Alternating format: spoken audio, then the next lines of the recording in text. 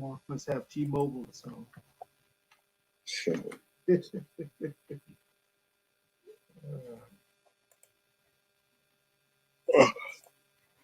Live. Hey, thank you. So good evening, everyone. This is Rich James, and welcome to another edition of Living a Rich Life. Today, we have a special panel discussion surrounding some uncomfortable conversations. And I'm going to introduce the panel, but I just kind of want to let you know here at Living a Rich Life Network, we intend to inform, inspire, and remind each other of the importance of living a rich life. And we do it through some principles that I make sure my guests amplify, and that's good health, strong relationships, financial freedom, goals and achievement, and extraordinary experiences. And as I mentioned, today's show, we are looking to have some uncomfortable conversations. And to help me do that, I have four guests, and hopefully the fourth one will jump in. But with that being said, as I like to say, let's talk about it. So my panel guest today, my first panel member, serves the sexual and gender minority community through his ministry with the community of St. Benedict. He is an old Catholic priest and advocate living in Baltimore City. Please welcome Brother Merrick Moses. Peace, y'all. Peace. Hey, what's up? My next panelist is a good friend of mine, and you might have seen him on Living a Rich Life talk show last season. This panel member started out as a volunteer mentor to young boys. He has over 10 years of professional experience working as a youth advocate. He is known for developing, and let me say this again, he is known for developing one of the best programs when it comes to educating our youth in the nation. The GROW program, where the goal is to break the cycle of intergenerational incarceration and poverty and help young boys grow to the best versions of themselves. And I can go on, but please welcome Mr. Dawi Sewell. Thank you. Thanks for joining. Our final panelist is a loving and caring wife of 4 children. She is a graduate of John Jay College of Criminal Justice and a lifelong activist. Her mandate is to spend some, save some, invest some. Okay. Live, laugh, and love. And she retired at the age of 49. She has been retired for the last 23 years from the New York City Department of Correction with the rank of captain. Please welcome Captain Mrs. Darnell Bodie. Salute. Right. 10-4. Well, welcome. Bring some safe some. Thank you all for joining. Again, we're going to have some uncomfortable conversations just surrounding where we are in this time of the world. And I think hopefully for those that are watching and listening, will kind of take something from it. They'll be inspired to actually do something to make a change. Because when we talk about race, politics, which is the topics we're going to focus on this evening, it's going to be really good to hear your perspective. Just to lay out the rules of engagement, we're going to all be respectful to each other, whether we agree or disagree.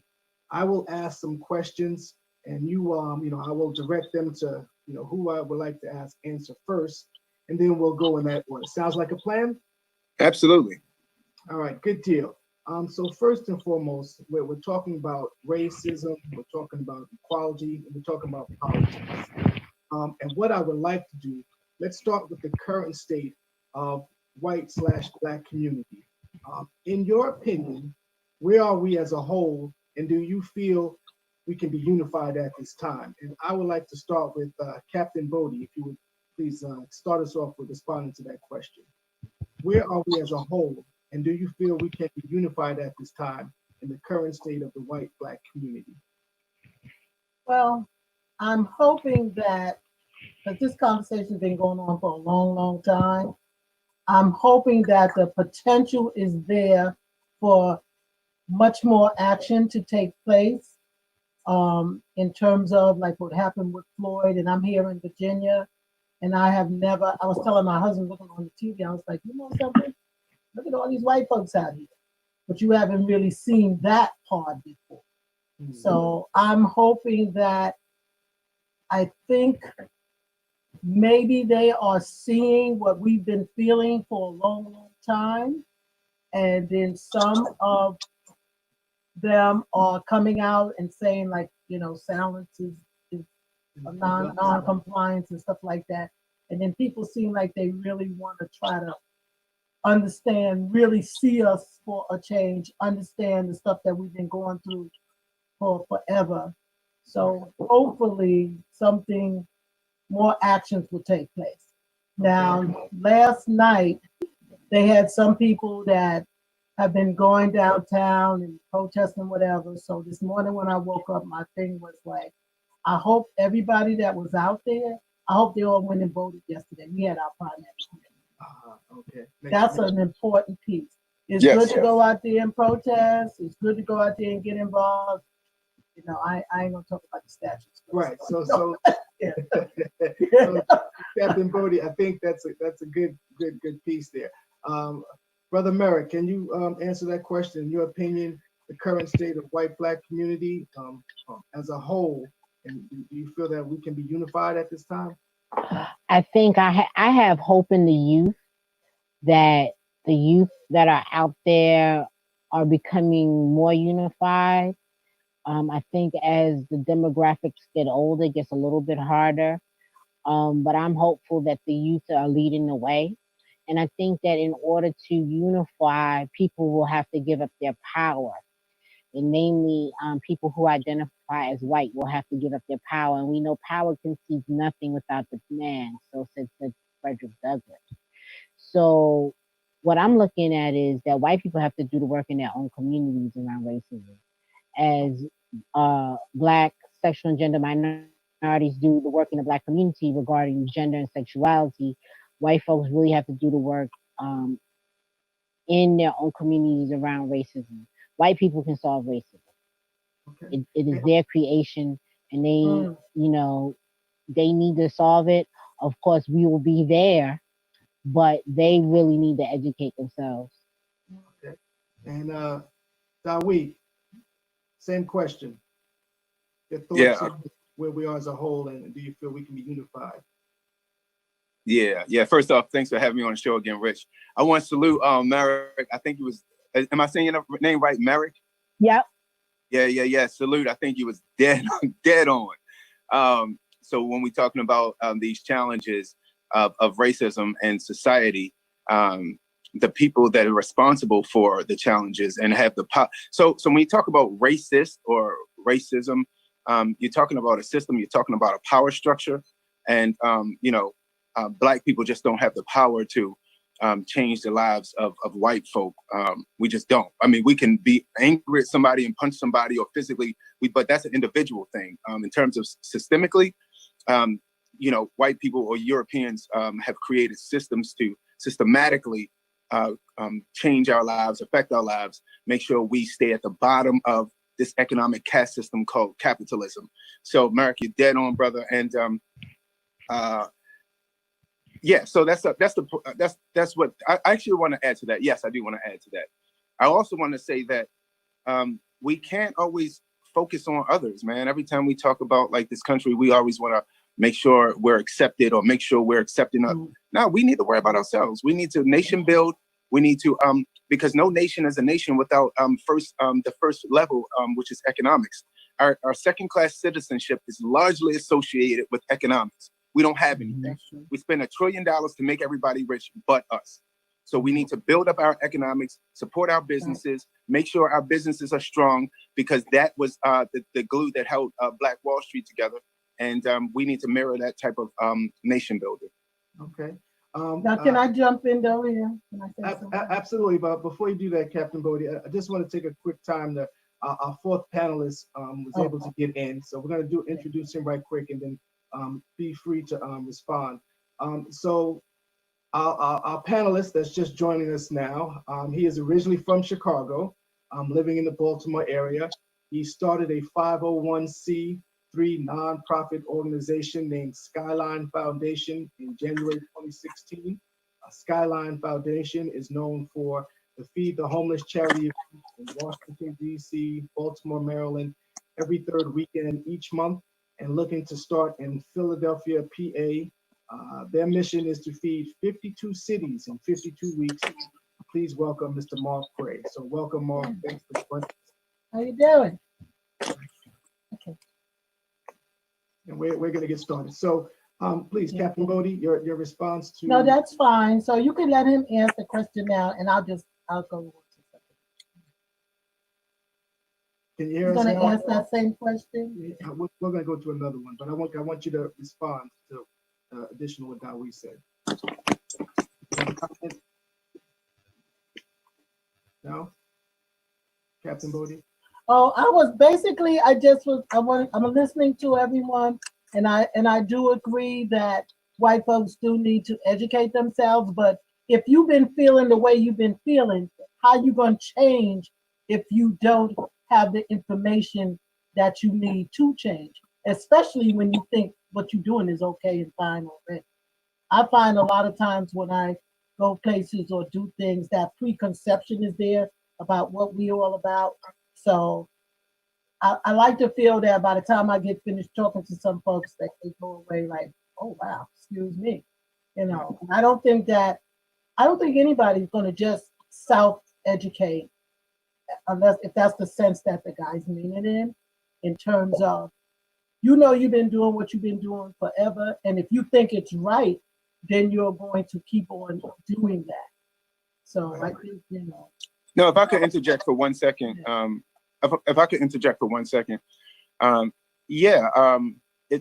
so when we come to the table, there's several national discussions that have been had. So we're talking about people that's sitting on panels. We're talking about national leaders. We're talking about legislative writers, the people that supposedly in positions of power who are talking about trying to figure out the solutions. So those individuals need to be educated and about the true history of this country. Police officers need to be educated about the true dynamic of the structure that they're a part of. So they need to be educated truly. As a matter of fact, hey, Rich, at some point, at some point, I'm gonna screenshot this message I got today, literally on my way here. Rich, I gotta send it to you. Dude messaged me and said, man, I don't want to, come off weird or whatever, but listen, man, I want to be educated, man. He said, I acknowledge that I have been a racist, and how do I move forward with growth or something like that? I want to paraphrase, and man, it's gonna be a lot of discussion I'm gonna have with him. I'm sitting on the phone. He followed me on social media. A couple years ago, I had a couple messages from some guys like that, and we had 5-year friendships. But it's take that much time to learn who you actually are and your actual history. And I'm the one who give it to him. I give it to him. And that makes sense. I think when I think we're saying the same thing. I think we talk about uncomfortable conversations. I think you're each and every one kind of touched on a few things. And I will say, because again, it's a learned behavior just from what you learn as well. And I think it's key to say that the youth probably are going to be the ones that change that. I think one of the things I've seen before, where the parents are saying things racist, that the students or the child is saying that's inappropriate. So that's definitely some good comments there. I want to move on to the next question, which kind of circulates some of the police killings that have occurred recently and have been going on for a while. So how has the current deaths of Rayshard Brooks, George Floyd, and Breonna Taylor, and countless others affected you? And what did that untimely demise inspire within you to do for change? And I want to direct that, Mark, if you can answer that question, kick it off for us. Yeah, you're on mute, Mark. You're on mute. It works better when you turn it off mute.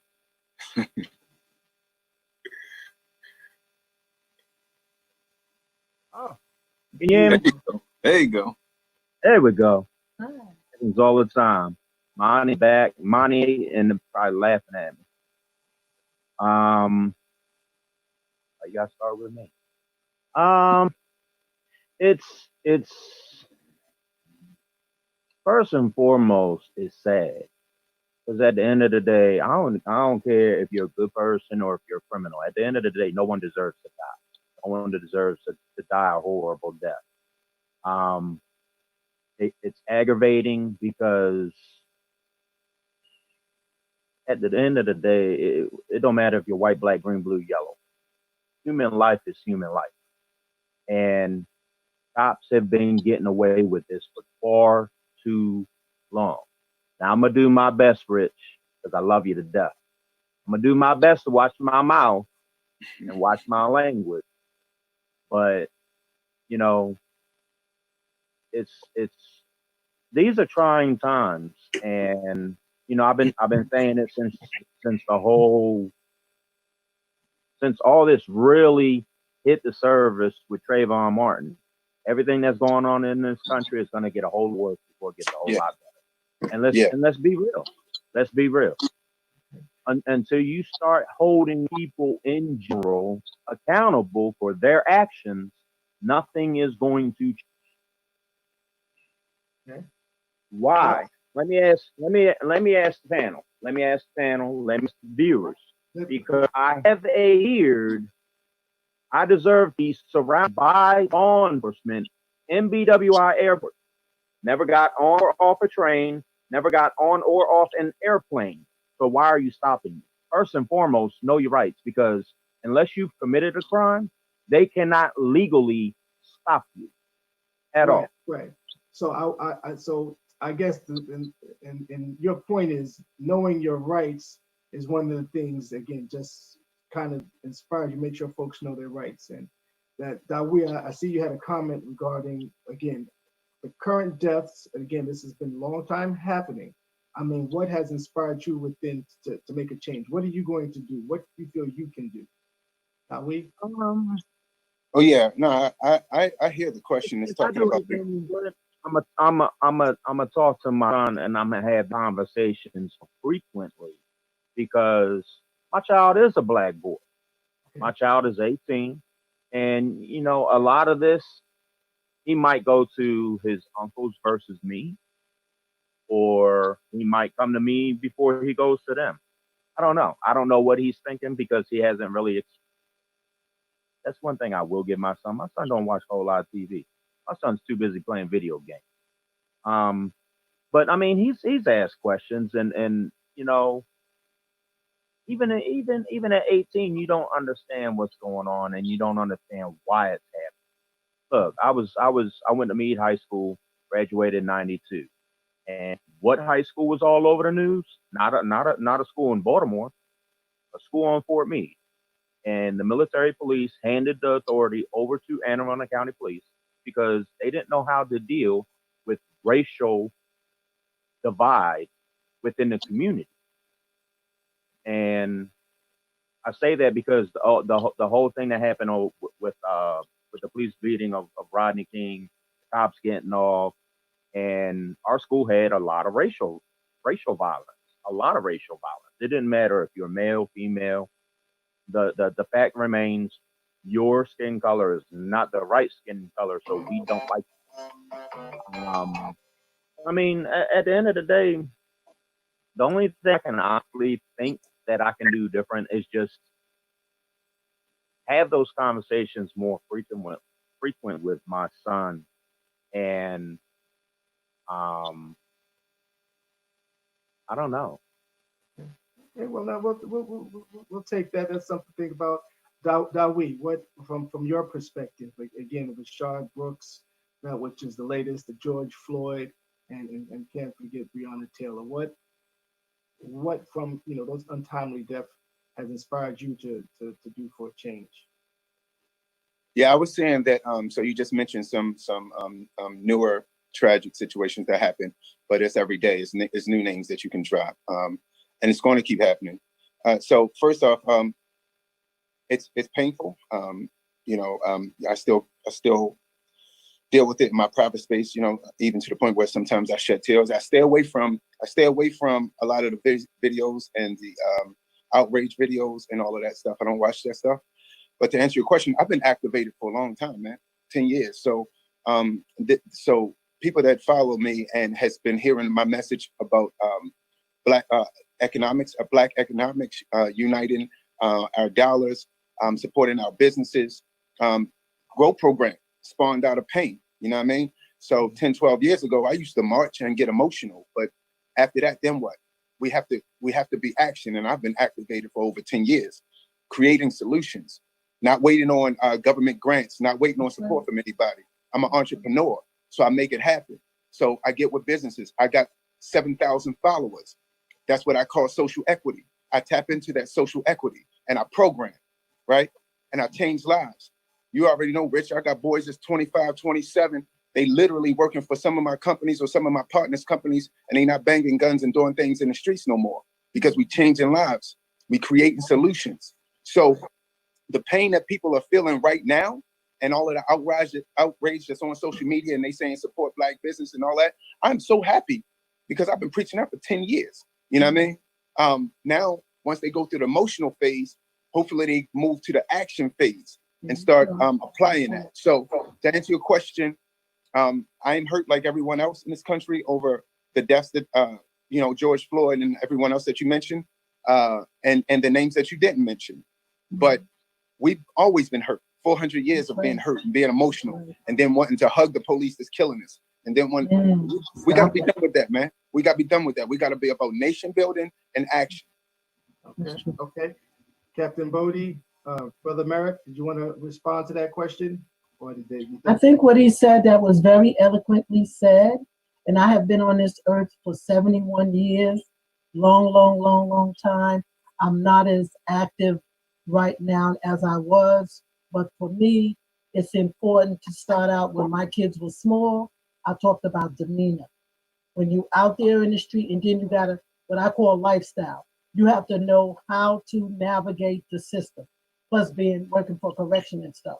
If somebody come and say something to you, if you can, demeanor is everything. You come, I'll go wherever and blow up the spot. Sure. And you don't need to have no dialogue back and forth. It's really hard for Black men out here in the United States of America, because we've been racist for a long time, still racist. And there's a whole lot of other stuff that still needs to be done. But I mean, like what you just said, your words are my words. Okay. And I've been living a particular lifestyle from the very beginning, because my mother taught us that we are kings and queens. That's another thing too, the propaganda. I tell people all the time, if you want to sit up there, if we were so stupid and so dumb we couldn't learn, why was it against the law to teach us how to read? If we didn't have no brains, then you would. The propaganda. Oh, we don't have the right body to be a ballerina. We can't do this. We can't do. But every activity that Black folks become a part of, we excel.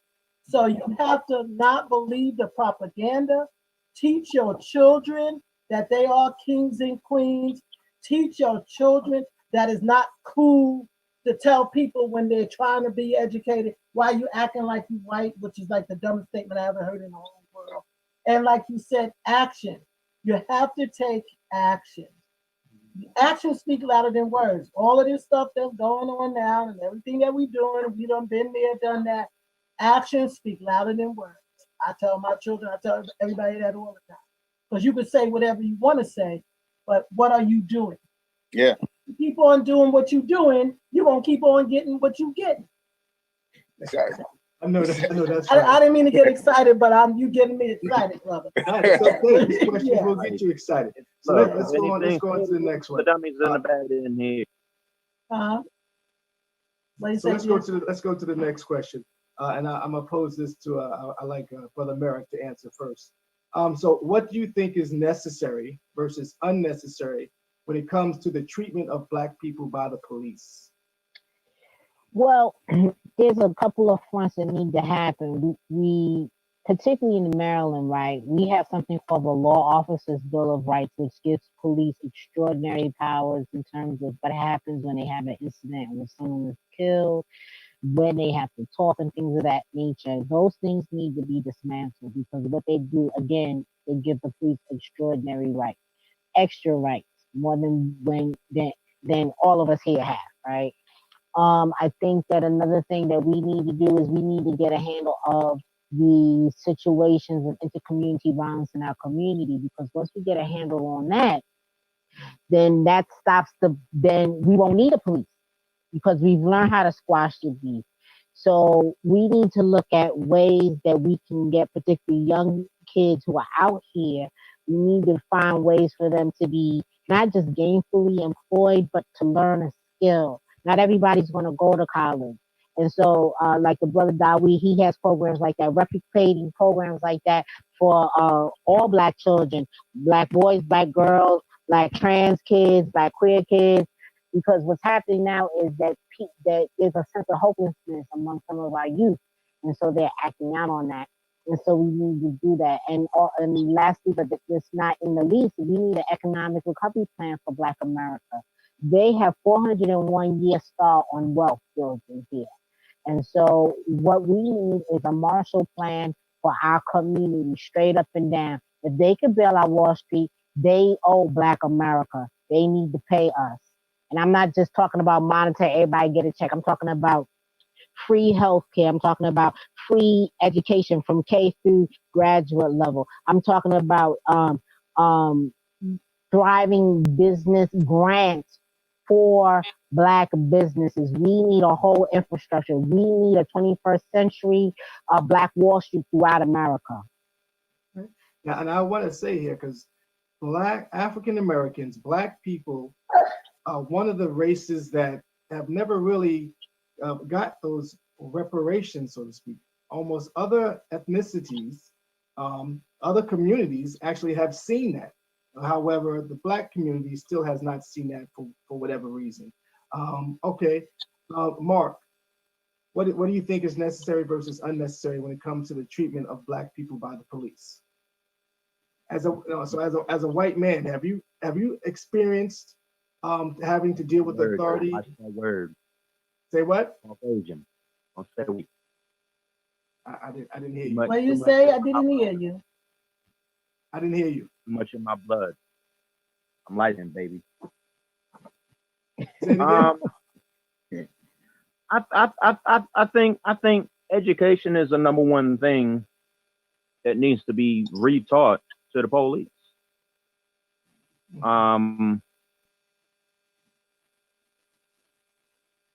Do I think we need to take money from the police? No. Yes. No. 50-50. Do I think we need the police? Yes. I'd rather have the police because you have something to hold account of versus it being the wild, wild west out here. And I mean, really, do we really want everyone to have a gun on them when you're walking down the street? Look, I'm 40 years old. Oh no, I didn't say that out loud, did I? Look, I'm 47 years old. I've never carried a gun. Knock on wood. Knock on it again. I've never had a gun pulled on me. Am I gonna go get a gun? Nope. Because if I get a gun, I'm gonna carry a gun. Because I know my attitude. I'm from Southside Chicago. I don't care. I don't. But 18 years ago, my son changed all that. So I had to start living my life differently and more responsibly for him. I had to transform my life to benefit him, and forbid something ever happens to me. We ain't gonna be here forever. Do I agree with everything going on with the statues? 100%. Do I agree with the candy and the food products that are changing names and remarketing it? 100%. Does it make sense? Again, it's a 50-50. It depends on who you talk to and how their day is going at that time. And you're going to get a different answer all the time. Look, that stuff's been around 80, 90, 100, 150 years. Is it right? No, it ain't at all. If it's linked to slavery, then yes, I agree. Change it. Because that was then. That ain't today. Do I agree with, I don't remember what city it is, but supposedly there's panel that's trying to get a city to change their state flag, whatever. If it's linked to racism, change it. Because again, that was in the past. Now, yes, I understand all these people that you represent in statues that are linked to racism and slavery. I get it. It's a part of history. Put them things where it ain't gonna offend nobody and keep that history and its legacy afloat of however you choose, but not where it's at. You sit here and say Spanish people cry river, black people cry river. You got a guy named Christopher Columbus that has his own holiday and he ain't do nothing. I mean, come on now, let's get real. What did Christopher Columbus do? Besides nothing. What did he do? Rape a lot of people, got- murder people. Stole a country that Don't he get Brother blames. Merrick started. And if you do the history, Christopher Columbus did not discover America. Another sailor did. Right, right. Oh my goodness. Dawid, you Knowledge wanna, is power, yo.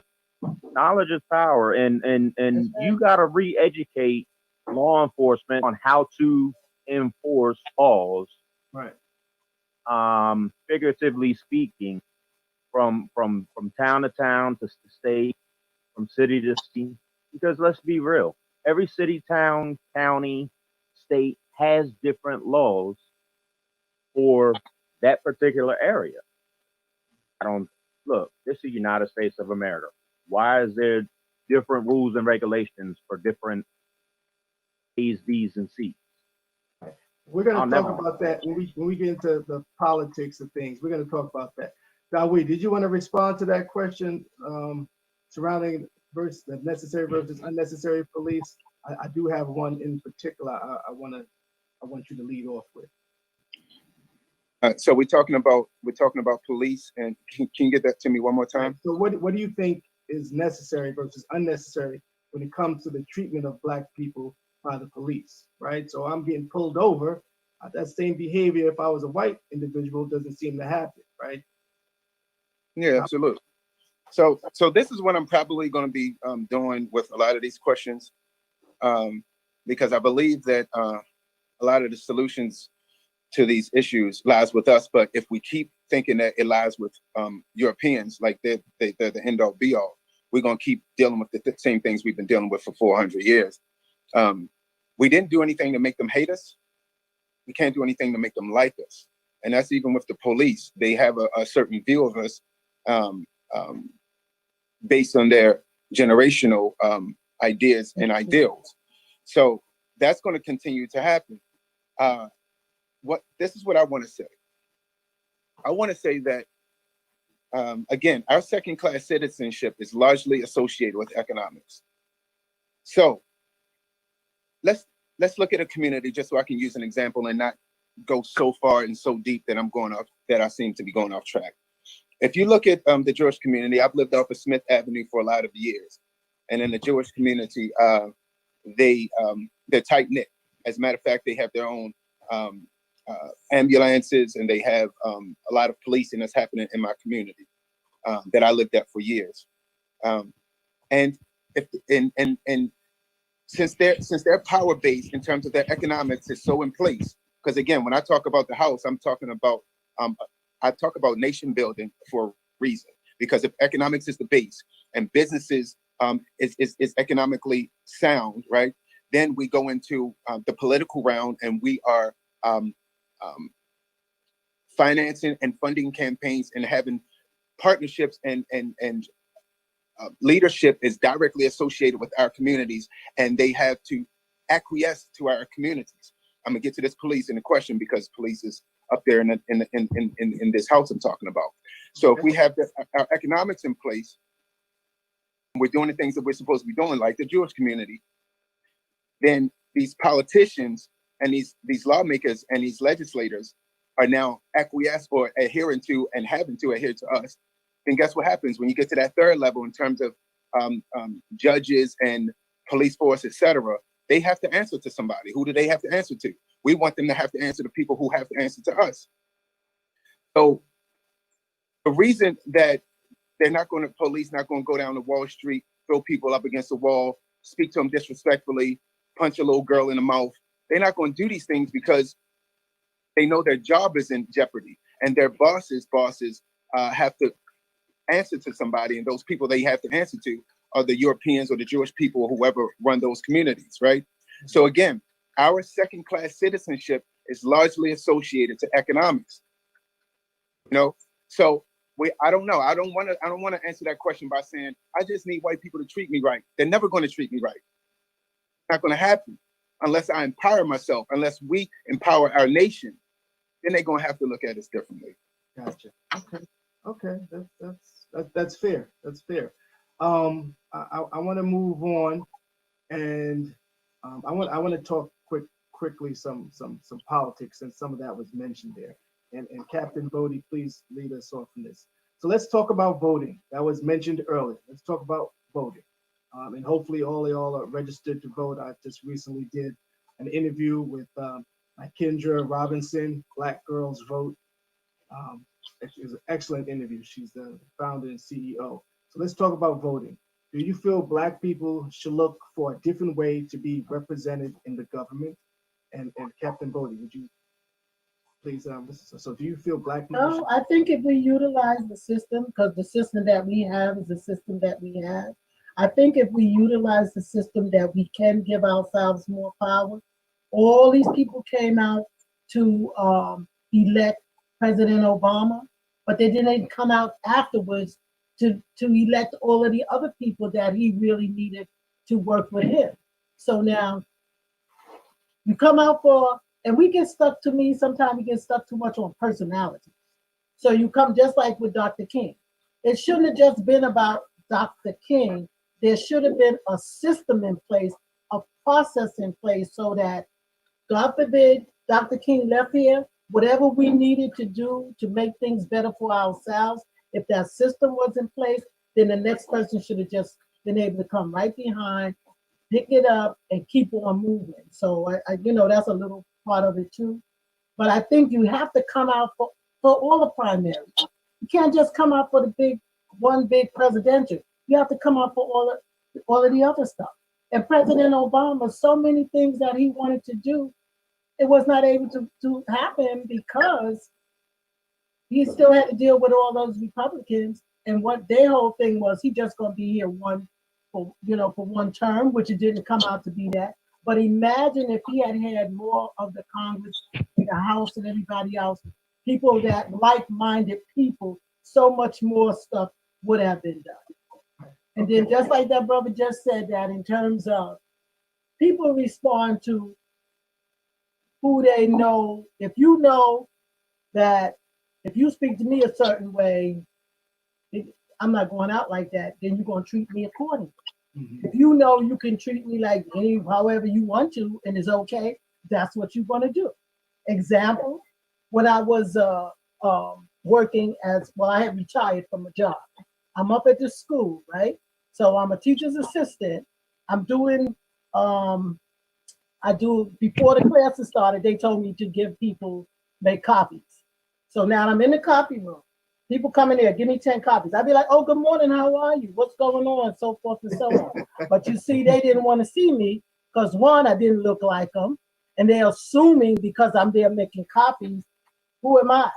I'm a retired New York City Department of Correction captain whose pension is probably more than what you're making up in this bad boy anyway. But you still didn't give me the respect because you didn't know that. But that's fine. I want you to know that if you did not speak to me, when you came back, your little 10 copy, your little paper was still sitting up there. And by the time I looked, everybody was saying, oh, good morning, Miss Darnell. And if you need 10 copies, you better behavior modification. That's a little bit of what we're talking about, some behavior modification. Oh, goodness. Thank you. Yeah, but you really, we have to, and we just got the action. The action thing is it. You got to get out there and you got to vote. All the young people that was protesting last night, like I said earlier, I hope they went and voted. Right. Some of these stars out here was supposed to be helping people to vote, and they wasn't even registered themselves. Come on now. So Dawi, before you jump in real quick, I wanted to see. So one of our viewers says law enforcement needs to play their correct role of enforcement and not judge an executioner. Good point. Go ahead, That's Doc. right. That's true. Okay, you say I can go now? Yes, go. Okay. So, so Captain, I'm still call you Captain because I can see you still move like that. Hey, Captain Donnell, right? So actually, the story you just told was a small analogy of what I'm saying. So the printer, you control the printer, you control the power base. So therefore, once you had the power base, the people had to acquiesce. And They basically, didn't, I'm they saying, didn't have to if they didn't want to, but they wasn't gonna get no copies. right there, exactly, right. They didn't have to, but you're right, they didn't have to. But what I'm saying is, so what? And I'm always going to go back to nation building, and it's not this hard concept. Hold on, my phone is low, so I'm gonna have to plug up in a second. But it's not this foreign concept. So what I'm saying is, so actually, I'm in a group right now, and the group formed because we have a lot of influencers in the city, and we have hundreds of thousands of followers collectively. So that is how we got into the political game. It's cool. Votes are needed, right? Votes are absolutely needed. I know that, right? Cool. But when that person gets in office and they sit at their desk and it's day 1 and day 30, how does day 30 look? They have to look at their to-do list, right? And their action items. Absolutely. So the things that's going to be, say that again. No, go ahead. So the things that's going to be on that list are a bunch of agendas, right? And guess whose agendas are going to have to be dealt with first? And that's going to be the people who put them in office, put that money behind them, and handle the things. Now, sure, the voters or, oh, cool, I like these little black people. They always nice and whatever. They voted for me, cool. But they're not going to necessarily have the same pressure to make certain decisions and make certain moves and make certain power moves like they will have for the people to put hundreds of thousands of dollars up or sometimes millions of dollars behind them to get them in office. And those are the people, again, that they acquiesce to. So I'm talking about actually having power. Voting, all right, that's cool. But we've been voting for a long time. I'm talking about group economics, putting our money together, a bunch of business owners, and we already moving like this to put ourselves in a power in this position for the next cycle. Let's put our money together. We're all business entrepreneurs, right? Let's start putting our money together and really get behind these guys, really finance their campaigns, really push them.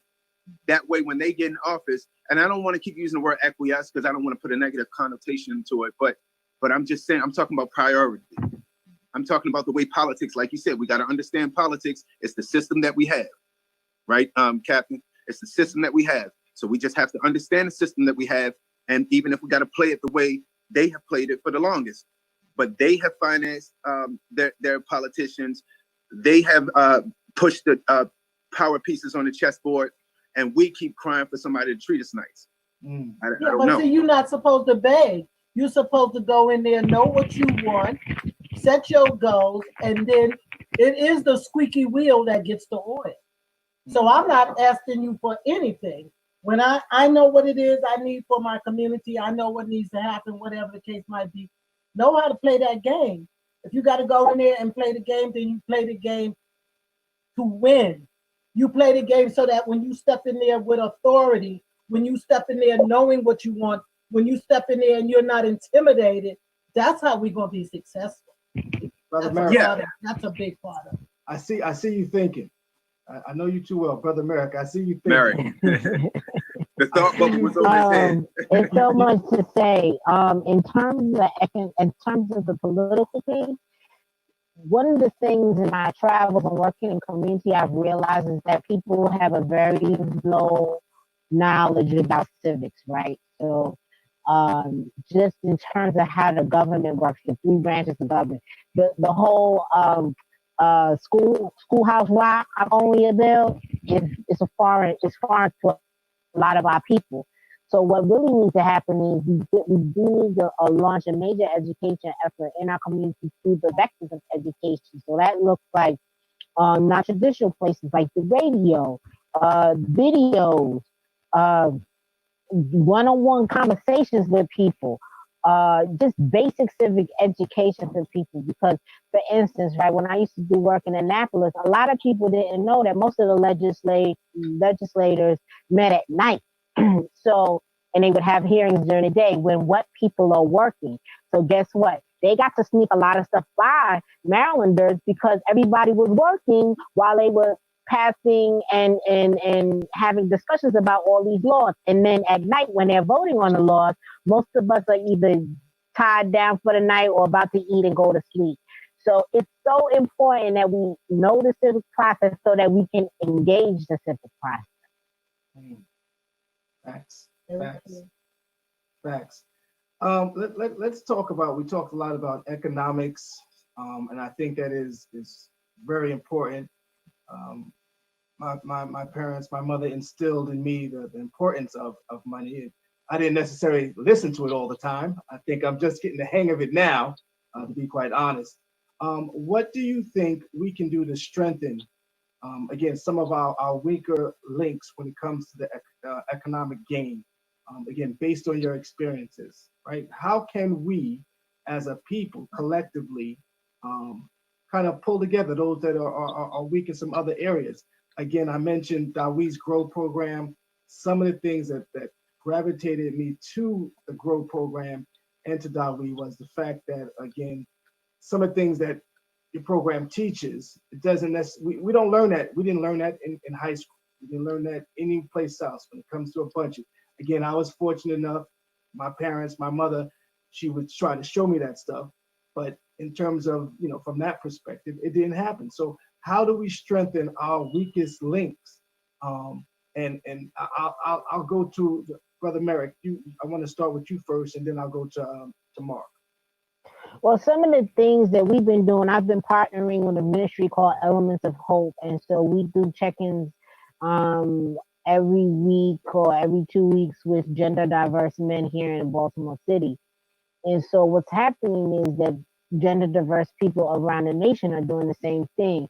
So having conversations online, meeting people where they are. If it starts out as a little small Facebook group where you talk about these things and wealth building, these are things that need to happen. I'm into what we used to call back in the day, each one teach.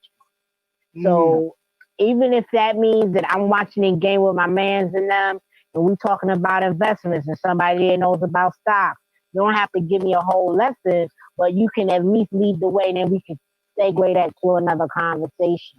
A lot of people don't understand. Another thing that's very important is networking. Learning how to build relationships that build other opportunities, right? And networking is a skill that needs to be taught. So sometimes when we're in those meetings with the brothers, we'll talk about how to network, how to link up with people, and those calls actually, or those Zoom meetings end up being networking calls. So these are some of the things that's actually happening on the ground in Baltimore to help people learn about civics and finances and things of that nature. Okay. And by the way, for those that don't know, strong relationships is element number 2 when it comes to living a rich life. So just to put that out there. Mark, to you, what do you think we could do to strengthen the weakest link when it comes to the economy gain? The weakest link is public schools and private schools, because you're teaching the same thing. If you continuously 1,000 years later, or however long school has been in session, if you're still teaching the same thing that you were teaching 5 years ago, 20 years ago, 100 years ago, 500 years ago, 1,000 years ago, you're not changing the narrative. And if you're not willing to change the narrative, then there's never going to be change. You got to change the narrative. So, in public school, what we fought for was Black equality. I don't want to learn about the history of Caucasian people. I want to learn the history of African Americans. I want to learn what African Americans, what they did, what they invented, what they oh God, I can't think of the word. But you know where I'm going with this, Rich. Right. No, All our accomplishments. Black people, Black people, African Americans, that's a divided name, just like whites and Caucasians. Let's be real. If it wasn't for black folks, this country wouldn't be where it's today. Right on. I believe that in so many ways. And when you talk about the education, I think that that's good and all, but when it comes to education, what we learn, if you didn't in your household, certain things, if you had a solid foundation there, what you learn. But I go back to, and I had a conversation with Dawid not too long ago, and I want you to follow up too, Dawid, on this question before I go to the captain. We were great people. We are great people, and there's so much more to us other than slavery. Okay, we were kings and queens. We was building things. You know, I can get into it. We was minding our damn business. You know what I mean? But I think your points when it comes to education are all valid. Those are all valid. So we got networking, we got education. Dawid, go ahead and give us something. In terms of, go ahead. Yeah, give me the question once more. In terms of how do we strengthen our weakest link in the communities? And the weakest link being? The weakest link being when it comes to the economy. Yeah, economics. Yeah, absolutely. I think education is a good point. I personally process that a little different than may have been presented or may like mass or corporate thought may be. So when I think of education, I don't think about a schoolhouse. I don't think about the stuff that's taught in that school, because I know exactly who created the concept of school that we currently have. I know exactly what that board structured it for, and they carried it out very well. So I don't even think about that at all. I think about my curriculum and curriculums like it that empowers people. I'm creating something, a program with with NUMA. It's called Redefining the American Dream. So that's power to me because the American dream is an American nightmare. So I don't want to go too far off track, but you're talking about weakening, you're talking about strengthening our weakest link, which is economics. And I believe it's education. And what was the other point that was made? I think Brother Merrick made networking. Yeah. So of course, networking. And so networking to me, the way I process that is what I keep talking about when I say nation building. So nation building is, you got a business, I got a business, the captain has a business, and we're all in our silos trying to push the movement forward in our own little ways. But how do we collectively come together and get much more done? Yeah, I would say education, but from a standpoint of truly understanding finances and how it works. And I wish I could talk y'all to death about how I teach that, but it's actually on my page. You can see how I teach that, redefining the American dream.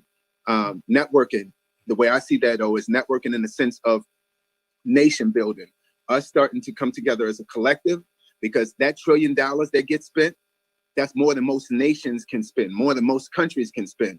That $1 trillion that we spend makes everybody rich but us. So we essentially finance our own oppression. If we turn that $1 trillion inward and support our own businesses and group fund and create our own banks or funding pools, we can give ourselves our own loans, buy up our own land, start our own businesses. So that is the way. Actually, what I did was I took the two principles that was put out there by the brothers, networking, and I talk about networking from a nation building standpoint, and economics and education, but more from a standpoint of understanding finance, truly understanding money, and how to make it work for us. Okay, Captain Bodie, Yeah. please. I think that everything that all the guys said is on point. So you've got education, definitely, your networking, your nation building, but you also need exposure. Sure. You need exposure. Yes. And what happens with that? Well, I'm going back a bit. It's been a while. To say, like when I worked with the NAACP Youth Council, I lived in Long Beach. I don't care where I live. I want to go on the side with the best location is the side where the white folks are at. So now, but I'll take my children. Let's go over here. Let's go, because what they do is they put us in pockets. Like in Long Beach, on the other side of the track, everybody was right here. They built this little dinky little park. And then what do? We stay right there in that park. So I took them young people. I'm like, look, we going to that $1 million park that they built. I'm in the integrate. We did so many things. We went places and did things. A lot of the kids had never even left out of Long Beach. Let's get on the train and go to New York City. Let's get my children, my grands now, they have been exposed to so much stuff because when you're exposed and you know that there is a different lifestyle, there's a quality lifestyle that's out there. There are jobs. There are even like with my two youngest ones. They went to Saturday morning classes at Hofstra for the computer. I told everybody. I said, let me tell you something. These white folks, they doing space camp and they doing computer classes. Oh, I ain't got no money, but you go to the OTV every single day. So exposure, and when you have that education and then you networking, all of those things are gonna come really together. Also, sometimes some people are not ready to receive a gift when you're ready to give it to them. So I don't know. Y'all have to tell me like how you deal with that. I know I've sat down with several, different people. Let me sit down. Let me help you with your budget. Blah blah blah. So forth and so on. But if you're not ready, I can help you with your budget. But then you don't. If you don't follow it, then you still keep yourself in debt or whatever the case might be. So that's the piece too. When we're giving out all this good stuff, then the other side also has to be ready to receive it. And sometimes the weakest link is only the weakest link because they just don't know or they haven't been exposed. And if they can really get that one-on-one or whatever case might be, you'd be like, oh, excuse me. Now the teacher turned into the one being taught from the one that was the student. Okay, Mhm. that's what I see. You wanted to add Yeah, I something? want to. Dawei, you wanted to add something? Yeah, I was gonna speak to the captain. I was gonna say that you're absolutely right. There's gonna be a lot of people who are just not ready to digest the information and move forward. But we just got to build with like minds first. We build with like minds first, and that's why we create these groups and we create group economics and we start nation building with like minds, and hopefully later on the movement Pulling the grows. other people. So you Absolutely. take the like, so your thought is like minds, and then from there, reach out to those that, a little, standoffish and kind of integrate them into the process. That's what I'm hearing. Does that sound Yeah, correct? sure. I mean, but you just got to start. You just have to start moving. And I mean, I literally have been doing this in my life, and just on a small level, and hopefully it continues to grow. But yeah, I mean, I got family members who refuse this information, man. And it just is what it is. You love them, whether it's your family or whether it's distant members of the tribe, and you just get with like-minded individuals, and you just keep pushing forward. So we're gonna stay on track here, Brother Merrick. What do you believe is the root of racism? We talked about a lot of solutions, but what do you think is the root of racism? I think it is the persistent lie that Black people aren't human beings. The what else is tied to that is the superhuman lie of white people. White people think a lot of what undergirds white supremacy is this idea that they are superhuman. I mean, in fact, they painted God in their image, and so what that has done is that has set up a system of dehumanization here in America that has at least lasted 401 years. And until we uproot this idea that we are not human beings, I mean, in every facet of American life, this plays out. When we look at religion, we look at theology created by various Christian churches that co-signed on the slavery of Black people based on the curse of Ham, and then, interpreting the Bible all different types of ways to justify their murder and wanton rape of Black people. And so Until we root that out, and I believe that this dehumanization again is rooted in bad theology. And even if people are not involved in the theology, it's still planted in their heads because this is the society that we live in. Until that idea is firmly uprooted and discarded, we always gonna be here. Until that idea is uprooted and discarded. Okay. Mark, your thoughts on what do you believe is the root of racism? The fear of the unknown. Fear of the unknown. I can't say it any more straightforward than that. Fear of the unknown. I don't know you, so I fear you. Captain, your thoughts. The root of racism. You know something? I actually wrote down on this piece of paper, and Merrick kind of expanded on it more. We have to go back to slavery and the perspective that the white people told themselves. That's, you know, what now did they tell themselves? A big fat lie. And now so, we close us out on that question. What is the root of racism? They had some quick one-liners, so to speak. I mean, and actually, it's and I'm gonna try to be as succinct as possible because I don't want to go talk till tomorrow, right? Because it's definitely not a one-liner, even though. Oh, go ahead and talk. Yeah, you be saying that and you just be talking, so let's go on and talk. Right, because I'm gonna talk y'all to death anyway. So let's go. We talking to tomorrow. All right, but no. So here's the thing. I've been traveling the world, and it changed my life. I will never be the same, right?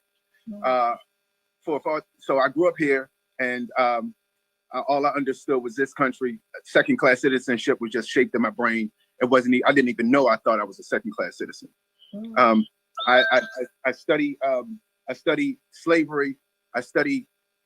We talk about George Washington Carver. We talk about these different things. No. That's where we need to go. And I don't want to get too passionate, but I probably will. So I told my friends, I don't have kids, but when they're educating their kids, Black History Month, they want to talk about slavery. They want to talk about how we overcame and we created peanut butter and all that. That ain't gonna get it. That ain't gonna get it. We need to have knowledge of the actual world, how the world was shaped. We need to have a knowledge of the first rulers of the world. We need to be extremely knowledgeable about that. We need to be knowledgeable about when the shift of power happened and how it happened. Then you'll start understanding religion. Then you'll start understanding how it got shaped, who shaped it. Then you'll understand the science that ultimately became racism. Without that, we have no knowledge of nothing. So that is the root of racism. Racism is economics. Racism is all about power. And white people are actually the most affected by racism. Just the fact that they call themselves white or we call them white, they're not. That is a part of the indoctrination and the social engineering of training our thoughts, right? So there's a lot of books that come to mind when I'm thinking about anyone who may want to start educating themselves. Start at the beginning. There's a good book that it talks about economics, but again, economics is all about racism. So how Europe underdeveloped Africa. If you want to have better understandings of the beginning, how things got shaped, right? You'll start understanding the relationship between the European and the African a little bit better. And just put things into context. Again, we talking about this 400 years. We keep saying, well, these 400 years, man, these 400 years. We ruled Europe for 700 years. You understand? We developed Europe. We ruled Europe for 700 years. They got 3 more years to catch up in terms of having power over us, in terms of the power we had over them, right? And the Moorish castles are still standing until Catholicism went to war with us and kicked those Africans out of the country. But obviously our rule goes way back before we even started developing Europe. But we have to understand these things, man. If not, we're not going to really understand religion, the religion they gave us. We're not going to understand none of that stuff. We're going to believe everything that was taught to us.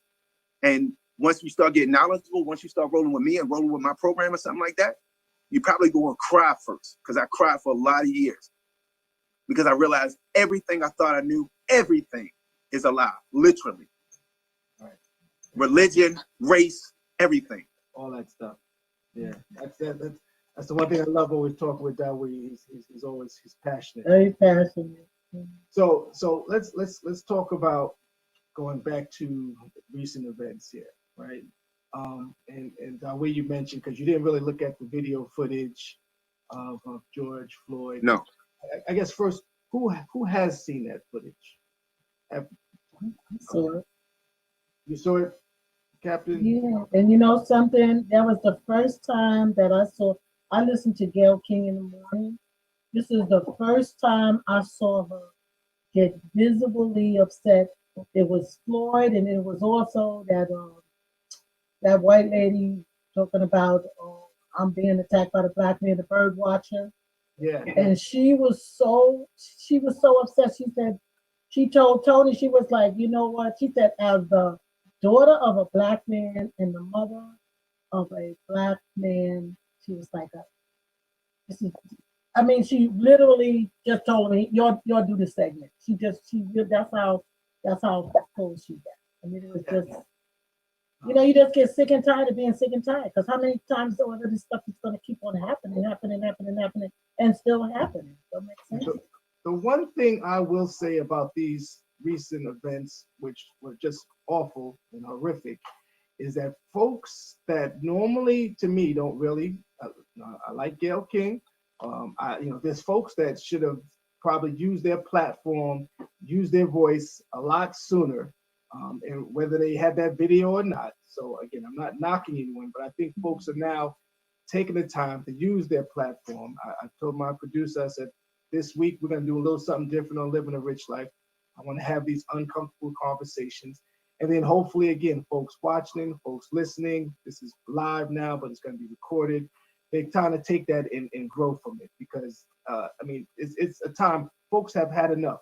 Just recently here, in which, my cousin and everyone else hit me up. They know I'm here. Uzo Bay, that whole incident, in which the kid had the same, not the same outfit, but the same damn thing. He had a t-shirt, some shorts on, and some sneakers. And, that was a very unfortunate event. And given the time we're in, he probably could have just sat those folks, because, again, it was no different. The only difference was it was a white family and it was a black. He wasn't looking for any sympathy. He just wanted to question what's the difference. And I applaud that lady. So, again, equality and all that good stuff. It's at the end of the day, it's human race. Go ahead, Dawee. I need to interject for a second. Rich, I got to go because I got to jump on my live. Yes. I'm on my way to Zeke's. I got to leave here now. Right. So before you go, okay, we're going to keep the conversation going so you can tune in. But what I would like for you to do is just close out, let folks know how they could follow you. Okay. I can tell you the captain would be very interested in your program. She'd probably be engaged if she was in Virginia, but just from a connection, that would be a good look. So just tell folks how they can follow you and find you and hear more about the program. Oh, perfect. First off, I want to thank you again for having me on, Rich. I love the platform. Salute to Mark, salute to Merrick, salute to the captain. Sir, appreciate it. Yes, it's fun, man. It's fun, man. I love these discussions. We need to have them more. My program is called the GROW program. GROW is an acronym for Getting Ready for Obstacles in the World, and that's what we do. Nice. Yeah. My social media page is at the GROW program Baltimore. So that's the THE GROW GROW program PROGRAM in Baltimore. I don't know, I can't spell well, but at the GROW program Baltimore is the Instagram page. When you go to the page, you'll see videos of how we program here in the office. If you look back here, you see all these tennis shoes and stuff like that. These are incentives. We teach from a standpoint of teaching them life skills, character building, teaching them budgeting, saving, all of that type of stuff. All my kids can tell you about credit scores. They can tell you, so many things. And we monetize. I like that. So right now I got Cash App Classroom going on. So virtually I'm here in the office. We Uber Eats lunch to everybody, and then kids learn this information. And when they answer questions, we Cash App them cash. That's just one of the many programs we have going on, man, that we do here. But yeah, so anybody that's interested in what we do, again, my Instagram page is The Grow Program Baltimore. And you can follow us there and follow us, DM me, holler at me, leave me a message, tell me what you think about it. I'm out here, man. I'm about to go jump on my I do Industry Talk Live every Wednesday. Me and Ezekiel were also promoters in the city. We do a lot of big events, so you know, I gotta go do that now. I'm gonna let you go. And I was gonna wait. But for those that don't know, which this panel, I think none of y'all know, my mother will so the captain is my mother. Oh. You're probably not surprised why I was so fascinated by your program, Dawee, because all those things my mother attempted to teach us. And it took me a little longer to get it, but we did attempt. Yeah. Oh man. Oh, okay. Yeah. All right, Yes, so thank you, sir. And yeah, good meeting you. Huh? Yes, I enjoyed you. We're gonna keep the Very good. You keep We're on much doing success. always. We need what you're doing. We need it. Support me. So, Hey, we're gonna keep it going. Thanks. All right, peace, y'all. All right. Thank you. All righty. And then there were three musketeers, so to speak. So let's keep it going. We got a few more minutes to talk about some things. So again, let's talk about politics and things coming up. Because I'll assume again everyone on this panel is going to vote and has voted. What do you think of the current administration and how the current administration is doing? Let's start with you, Mark. Now, Merrick, you last. You talking about Jack Atlanta or Baltimore? Say it again. You talking about Jack-o'-lantern or Baltimore? Jack-o'-lantern. Who Jack-o'-lantern? That's Better than 45? That's what you call 45? The Jack-o'-lantern. I love it. I call him 45. You lost your volume. Mark, we lost your volume.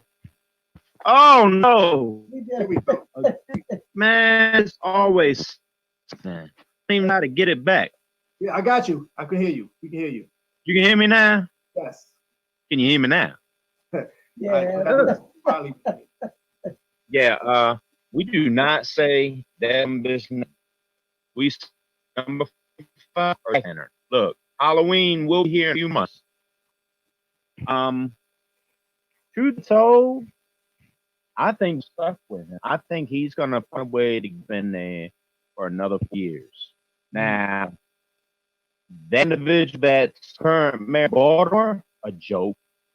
I can't say what I like to say, my thoughts about him, because Rich, you know, I deal with the homeless community. And what he did, City Hall did, the Baltimore government did, to the homeless people, they worked diligently enough. They shut a homeless shelter down and bust them up and dipped them out in the county and said, good luck. Do I vote? Nope. Will I ever vote? Nope. And that's my God-given right. Why? You want me to vote for you, but you don't do nothing to veterans that need help. You don't do nothing for mental illness, and you do nothing for the homeless and less fortunate community. So why should I vote for you? Why? I ain't voting for none of them. You could always write in. You can always write in who you want. That's an option. Do what? I've done it. I said you could always write in who you want. That's the option. Because my thing is this: I'm a taxpayer in the corporation called the United States of America. I have shares in here, and so if I don't vote, I don't get to tell them how my money is spent. Now, granted, my vote is just one vote, but at least I exercise the franchise because my money is tied up in the system. even people who don't pay income tax or whatever, they still pay sales tax. All of that is determined by the legislature. And the truth of the matter is this criminal enterprise in Washington, D.C. is there because white people solidified and voted him in, particularly white women. So it behooves us to vote as a block. Am I 100%, 1,000% on Biden's team? That wasn't my guy. I'm a Bernie Sanders, Elizabeth Warren type of person. But at the end of the day, can y'all hear me? Yes. Yes. Okay, but at the end of Yeah, we the hear you. day, my thing is voting is just one way we have a voice. You know what I'm saying? But it's important to exercise the franchise. In one election, I think I voted in the Grinch or something because I didn't like who they had put up. Mm. Okay. That sounds like the America I know. Voted for the Grinch. The Grinch wasn't even on the ballot. Yup. Well, that's why it's a writing. Right. Yep. Just be a part of the system. So we talked about, so you mentioned something very key there, Mark. So we talk about mental health, right? And sometimes police don't really know how to deal when it comes to mental health. So on top of that, you're Black and you have a mental health problem. What advice for people who have a difficulty time processing, processing things in terms of dealing with the police? What advice would you give? Watch this. There's a cop that just walked out of jail from a shooting he was involved with. I think it was 10 years ago. If I'm wrong, Yeah, I correct know me, what you're talking either one about. of Yeah, y'all. it was 10 years ago. It's Cause Sean bought all something, over right? the news. That was the first shooting he was involved. That was the second one. So it took him to shoot two people to finally get convicted of a crime. That's crazy. Number one, That's real. mental illness falls in so many different categories. Why do a lot of your veterans wind up homeless? Because they don't get the mental illness help that they so desperately need when they come home from quote unquote That's true. war scenarios. When these cops, when these firefighters are going on these calls that are police involved shootings, firefighters that, you had a structure fire and you had casualties, whether in your house or civilians, you're not getting no type of mental health counseling. So what's going on up here, that thing called brain? Nuts and bolts starting to come loose. Unhinged. And just like society, we've all seen the news. The country is officially open. In the last 2 weeks, there's been 5 shootings. Theoretically, there's been 6, but didn't classify Fells Point last Saturday, a week ago, this past Saturday, as a mass shooting when 5 people got shot. But and so we as a panel will classify that as a mass shooting. So in the last 2 weeks, there's been at least 6 mass shootings around the country. Mm-hmm. You know what? The country is back open. Gas is going up. Things are starting to open up. Society's coming out as a whole, and shootings are right back where we left them. Yeah. So, what I'd like to do for the last few minutes is kind of go around red robin and see if there's anything on your mind that you would like to say, just in terms of now. Again, I would like to use this platform, allow you to speak your voice, share your thoughts as it pertains to race, whether there's a solution, next steps, because that's really what I'm looking for. What are the next steps in terms of what we can do. This is one of my next steps in which using my platform, and I do want to take the time to thank the to do my show, to run it like I want to, and it's been pretty successful for the last going on I say a year. I'm almost at a year, matter of fact. I think you're up on a year, bro. Yeah. So you know, and I've had some, Congratulations. thank you very much. So what we'll do is we'll start. Let's start with you, Mark. Just in terms of your final thoughts and next steps as we talk about race equality, and you know, we'll look forward to doing these sessions again. No, I'm gonna sell myself. And I also want you to talk about just again your foundation as we close out. Exactly. I'm gonna sell myself. Look, how can we all come together as one? Come out to our charity, Feed the Homeless events. Feed the Homeless charity events in DC and Baltimore. As of July 25th, we officially start Philadelphia. DC, we're at Franklin Square Park. Baltimore, we're in Fell Point.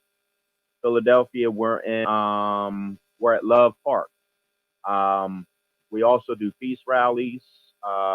Every time Erica Bridgeford does her weekend of no shooting, you know what I'm talking about, Rich. Yes. I can't think of the exact title of her weekend event, but we try to do our peace weekends, our peaceful protests or whatever. No, peace rally, not a protest. It's a peace rally. And we also want to start doing. We've done them a couple times, not officially, but we've done them a couple times. But we want to start doing cleanup details within your waterways. Whether it's in Baltimore or it's out in counties, it don't matter. Where the trash in the water, that's hurting the environment, and we want to do our part to assist with cleaning that up. Not just here in Baltimore and DC and in Philadelphia, back home in Chicago, you know, down south, wherever we choose to do an event, that's what we want to do as a whole for anything and everything.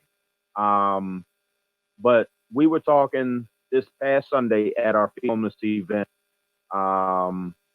If you didn't know, oh God, I can't even think of the lodges. Lodge number 6, lodge number 8. I don't know the exact name of them, but the Mason community. They've been out there helping us for, I think Michael said 3 years now. If not, we're going on 3 years. Shout out to the brother Marcus Hill. He's been a very huge contributing factor to the Skyline Foundation and our success. But me and Michael talked this past Sunday, and yes, we're having a Feed the Homeless charity event, but how can we turn this into also a networking and social gathering? And Rich, you know, we've talked all throughout bits and pieces throughout the show of networking, bringing people together. That's how you change the mindset of people. The more you see different cultures and different races and different sexes and different creeds congregating as one, that's where you're gonna get change. Okay. And Rich, you know, we've been doing this for what, like almost 2 years now. We're doing a networking and social gatherings. Yeah, we do them at one different location, but I want to start doing them at multiple locations. You know what I'm saying? Right. So thank you, Mark, for that. Merrick, are you there? Yep, I'm still here. All right. My phone is doing some shows. Okay. So tell us. My last point would be, I believe in the concept of human revolution, that an internal change in a single individual can bring about a change in a family, a community, a nation, and thusly the world. And so, with that, I believe that each one of us has to wake up to our human nature, and that human nature is good and it is correct. And we need to understand that. And once we build on our innate goodness, then we can pass that on to others. But it's up to each one of us to become enlightened to the true nature of ourselves. That's why I always love talking to you. That's nice. Human revolution. Not black, not white. Human. That's something powerful. That's right. Yeah. Captain. Well, I just want to say thank you for allowing me to participate. And I'm very, very pleased with all of you young people. Y'all just keep doing what you're doing because it is really very well needed. And I applaud you. That's it. Thank you very much. Again, that now you know where I get my good looks from. Thank you for introducing us to your mother. That was awesome. Thank you, Miss Donnell. Oh, thank you, dear. Thank you. I didn't even know Oh, that was really, his mom. I was gonna say stuff. to the end, but I said let me get that out the way. So now you know where I get it from. You know where I get it from. But I I want watched my mouth. to, huh? I'm glad I watched my Yes, mouth. thank you. I be fussing at my oldest son with that language. Yeah. Thank you. So I want to thank y'all for joining. I want to thank you for your insight. Again, conversation, uncomfortable conversation. I thought it was pretty comfortable for me. Hopefully, I made it comfortable for you. I made the questions really specific in what I wanted to make sure the message that I got out there. And I will say that I am very pleased at the quorum that was presented here today, the insight that was provided. But then again, that's why I have you in my circle. We do not talk all the time, and with the exception of my mother. Merrick, I want to thank you specifically for joining. I know Thank we've been you. trying to touch base for some time here and there, Mhm. catch up versus me seeing you out randomly. And I figure this is definitely this. Again, I always enjoy talking to you. Oh, Mark, absolutely. Thank you for having me. absolutely. And Mark, you're always great to be around. I will say that. And you've always been supportive Colorful. Look, from day I one. haven't thought to say Huh? thank you for contributing to a good time with good people at Sangria Patio Bar on my birthday. I appreciate that, bro. I love you. You're very welcome. And then I will close it out to my mother, who has raised me from day one, who has instilled many things in me, in which I did not take heed to. However, now I am truly living a rich life because of my mother. And my principles come, and again, I remember talking to her and saying, hey, this is what I want to do. And she says, well, you need to make sure you live in that in order There for you you to do go. it. I focus on good health. I'm working, and I have a lot of strong relationships, and I'm still working on even getting stronger relationships. Financial freedom. I will say I got a couple of zeros in my account now. I think I don't owe anybody any more money, especially my family. And I'm all about goals and achievement, and I'm working on a few other things. This show is part of a goal that I put forth, and again, Mark, I thank you for getting me started with that. Extraordinary experiences, Sangria Bar and Patio, just celebrating each other, and getting out. Merrick, next function, I'm getting you out. Okay. Just let me know. And then, When and is then the next finally- function, Rich? Yes, I know. And then finally, I think once you get a solid representation in all those areas, be sure to give back. And that comes with networking, it comes with education, and that comes with just treating people with equal efforts, right? And again, that Right. goes back to the racism that's happening out here. But one thing I say, the folks that I know, I care about, that support me and I support, I don't have to worry about that. So I appreciate each and every one of you. I want you to stay safe, stay blessed, and keep living a rich life. That will conclude our show. I am your Nice host. job, Rich. Well, thank you. You're supposed to call me later. I'm still recording. Very nice. My producer's telling me I need to wrap up, so I want to thank y'all again. Thank you for those that are watching. Thanks for those that tuned in. I am your host, Rich James. This was Living a Rich Life, Uncomfortable Conversations. Again, take care of yourself, and I'll see you next week. Until then, take care. Skyline Bye. Found. Bye, guys. Enjoy, Joy. Me too. Take care, y'all. Okay, y'all be safe. Merrick, I got you.